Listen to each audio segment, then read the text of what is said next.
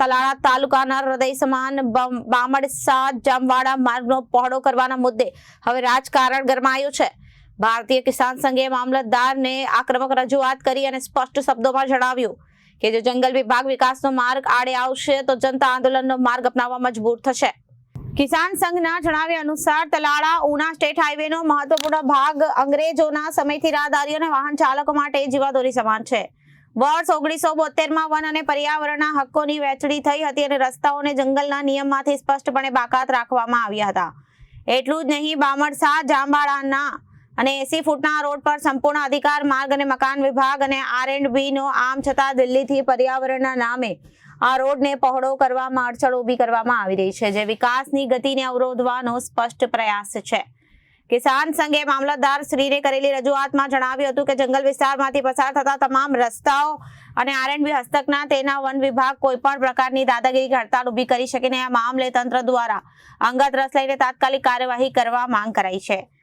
રજૂઆત પત્રમાં સ્પષ્ટપણે ચીમકી ઉચ્ચારવામાં આવી હતી કે જો વન વિભાગ દ્વારા વિકાસના કાર્યોમાં અવરોધ ઉભો કરવામાં આવશે તો ભારતીય કિસાન સંઘના આંદોલન માર્ગ અપનાવવા જરા પણ ખચકાશે નહીં। કિસાન સંઘે મામલતદાર સમક્ષ સાસણ જેતાધારી, ગડકાડિયા અને તુલસીશ્યામ ધારી અને બામણસા અને ગઢડા સહિતના જંગલ વિસ્તારમાંથી પસાર થતા તમામ રસ્તાઓને તાત્કાલિક પહોળા કરવાની મંજૂરી આપવા માંગ કરાઈ છે, જેથી સામાન્ય જનતા અને ખેડૂતોને પડતી હાલાકીનો અંત આવે અને વિસ્તારનો સર્વાંગી વિકાસ થાય તેમ રજૂઆત કરવામાં આવી હતી।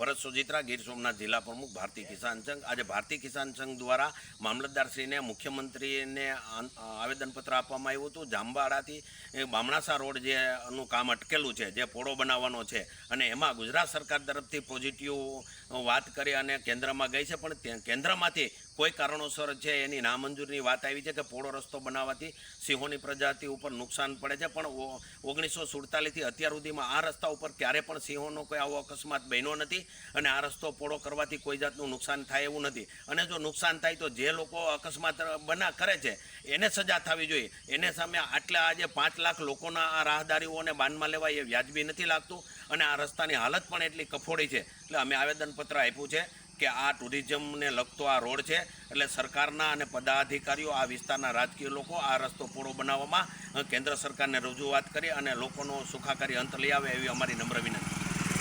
Bureau report, Janadesh news.